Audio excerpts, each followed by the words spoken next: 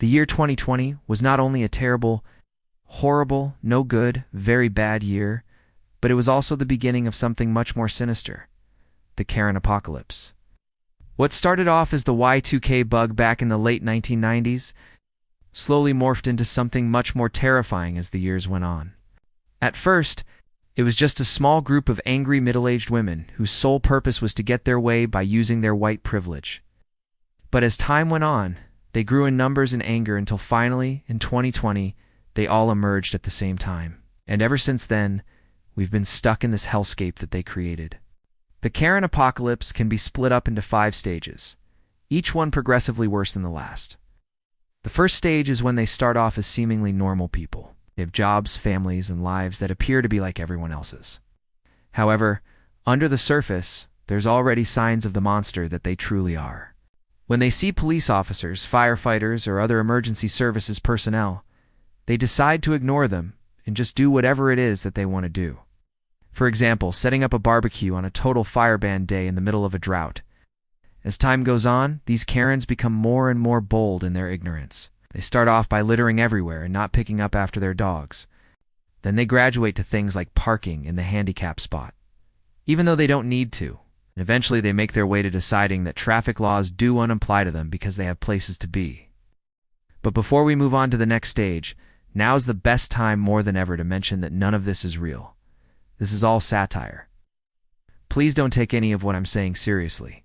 With that out of the way, let's get back to the video. As the Karen apocalypse continues, the Karens become more and more radicalized, begin to protest things that they have no business protesting. Climate change, racial inequality, and women's rights are just some of the things that these Karens have no business whatsoever protesting because they are ignorant. Selfish people who only care about themselves. Their protests usually consist of things like burning down statues of historical figures and, of course, getting arrested for trespassing and refusing to leave private property. These Karens aren't satisfied with just being able to buy their way out of every situation anymore. They want to use their white privilege in more ways than just monetary. Eventually, the Karens realize that voting is the best way for them to exert their dominance on society, and they begin to run for local offices. Once in power, they immediately begin to implement their agendas, which usually consist of defunding the police, removing all Confederate statues, and making a city ordinance. That requires all public restrooms to be accessible to both men and women. And as the Karen apocalypse rages on, things become more and more dystopian. These Karens have now risen to the highest levels of government. The president is a Karen. So are both of the vice presidents. If that wasn't bad enough, every single member of Congress is also a Karen. They've even made it illegal to say certain words and phrases like Merry Christmas and Happy Easter.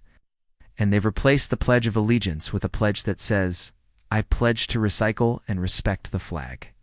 At this point, there's nothing left to do but flee the country and hide in Canada or something. Because at this point, there's literally nothing left to do. But now you might be asking yourself, how can I prevent the Karen apocalypse from happening? Well, the good news is you have the power to prevent it from happening. All you have to do is stop being a Karen. If you enjoyed this video, please be sure to leave a like. Oh, and if you really did enjoy it, consider checking out my page. Thanks for watching.